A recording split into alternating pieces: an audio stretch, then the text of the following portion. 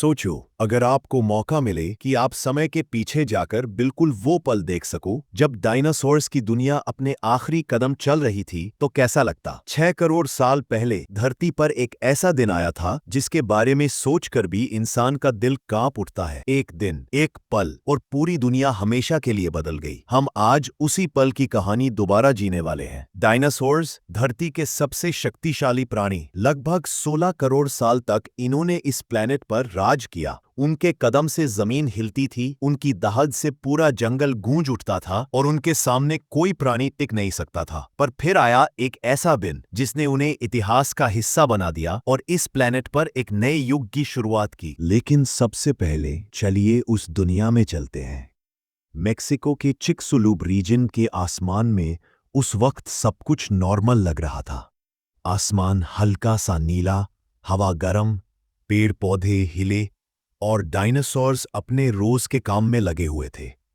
कुछ बड़े बड़े सौरोपॉड्स आराम से पत्तों को चबाते हुए ओपन प्लेन्स में चल रहे थे। एक ट्राइसेराटॉप्स अपने झुंड के साथ मूव कर रहा था। एक मदर ट्राइसेराटॉप्स अपने बच्चे को नजर में रखती जा रही थी। नदी के पास कुछ हाद्रोसॉर्स पानी पी रहे थे और दो कार्नोटोरस एक छोटे प्राणी का शिकार करने की प्लानिंग में थे। ऊपर आसमान में कुछ प्टेरोसॉर्स उड़ रहे थे, जैसे दुनिया कभी नहीं बदलेगी। लेकिन उन्हें मालूम नहीं था कि आसमान की ऊंचाइयों में हजारों किलोमीटर दूर मौत उनकी तरफ तेज रफ्तार से आ रही थी। एक 10-15 किलोमीटर लंबा एस्टेरॉयड जो स्पेस में अरबों साल तक भटकता रहा, आज धरती की तरफ सीधे आ रहा था। आसमान में वो सिर्फ एक छोटा सा चमकता हुआ नुक्ता लग रहा था। डायनासोर्स ने शायद उस देखा भी हो, लेकिन उनके दिमाग ने कभी सोचा ही नहीं होगा कि ये उनकी जिंदगी का आखिरी दिन हो सकता है। दिन धीरे धीरे बैठता जा रहा था। फॉरेस्ट में एक टीरेक्स अपनी टेरिटरी मार्क कर रहा था। उसकी दुम के जोरदार झटके से पत्तियां हिलकर गिर रही थी।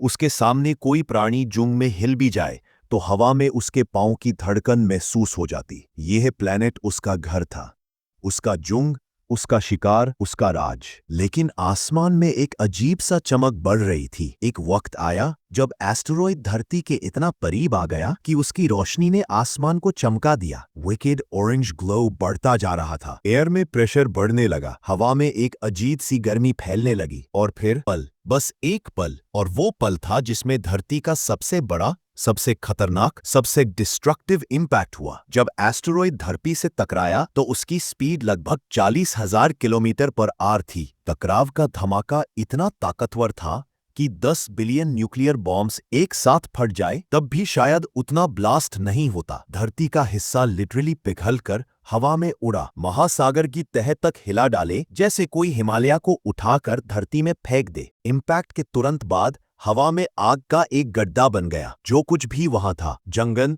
पहाड़, नदियां, सब कुछ जलकर राख हो गया। शॉकवेव 1500 किलोमीटर तक हर जिंदा चीज को गिरा देती। कुछ डायनासोर्स हवा में उड़ा दिए गए, कुछ का शरीर तनाव से फट गया। अर्थ की क्रस्ट तोड़कर मोल्टन लावा और डेब्री स्पेस तक उछल दिया। कुछ पत्थर तो चांद की ऑर्बिट तक पहुंच गए। जमीन एक पल के लिए खुली और फिर बंद हो गई, जैसे धरती ने दर्द की चीख निकाली हो। आग की लापतियां इतनी तेज थी कि पेड़ पौधे पल में जले, डायनासोर्स की चमड़ी तक झुलसी। समुंदर की लहरों में 100 से 150 मीटर तक सुनामी उठ गई, जो कॉन्टिनेंट्स को टकराकर सब कुछ बहा ले गई। लेकिन सबसे दर्दनाक तब आया जब हवा में स्मोक, राख और डस्ट इतनी भर गई कि पूरे प्लेनेट में अंधेरा छा गया। ये अंधेरा कुछ मिनट्स का नहीं, कुछ हवा का नहीं, ये महीनों तक रहा। सूरज की रोशनी धरती तक आ ही नहीं रही थी। पेड़ पौधे मरने लगे, फोटोसिंथेसिस रुक गया। प्लांट्स खत्म हुए तो हर्बीवोर्स मरने लगे, हर्बीवोर्स मर गए तो कार्निवोर्स भी खत्म हो गए। पूरा फूड चेन कोलैप्स हो गई। डायनासोर्स जिन्होंने लाखों साल तक धरती पर राज किया, अब भूख,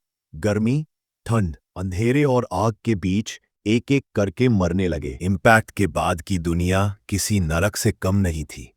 टेम्परेचर कुछ जगहों पर 300 डिग्री सेल्सियस से ऊपर, कुछ जगहों पर माइनस में चला गया।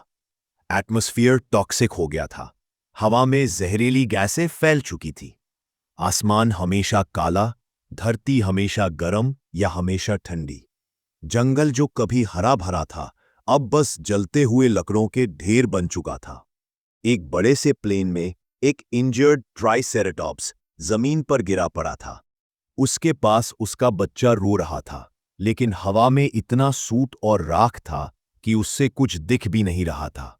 दूर एक टीरेक्स खड़ा था जो अपनी ताकत के बावजूद चल नहीं पा रहा था। शिकार न होने के कारण वो कमजोर होता जा रहा था।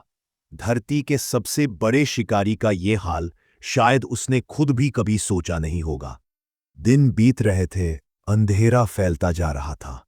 कुछ डायनासोर्स दूर पहाड़ों पर चढ़कर रोशनी ढूंढने निकले, पर वहां भी सब कुछ राख से ढका मिला। कुछ पानी की तलाश में नदियों तक आए, पर नदियां भी सुल्फत और राख से भरी हुई थी।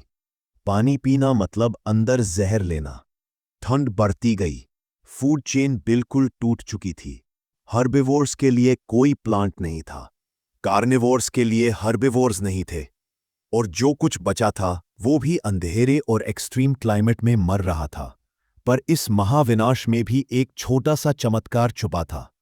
जब बड़े डायनासोर्स मर रहे थे, तब छोटे फेदर्ड डायनासोर्स, जो आज हम बर्ड्स कहते हैं, अडैप्ट हो रहे थे। उनका साइज छोटा था, उनकी फूड डिमांड कम थी, उनके फेदर्स उन्हें ठंड से बचाते थे। वो इंसेक्ट्स, सीड्स, छोटी चीजें खाकर सरवाइव कर गए, और धीरे धीरे उन्हीं ने एक नए युग की शुरुआत की। बर्ड्स दरअसल डायनासोर्स के ही बच्चे हैं, उनके डायरेक्ट डिसेंडेंट्स। डायनासोर्स की कहानी खत्म नहीं हुई थी, वो एक नए रूप में धरती पर जिंदा रहे। डायनासोर्स के जाने के बाद धरती पर मैमल्स का युग शुरू हुआ। छोटे डरा हुआ मैमल्स अब जंगल में आराम से निकलने लगे।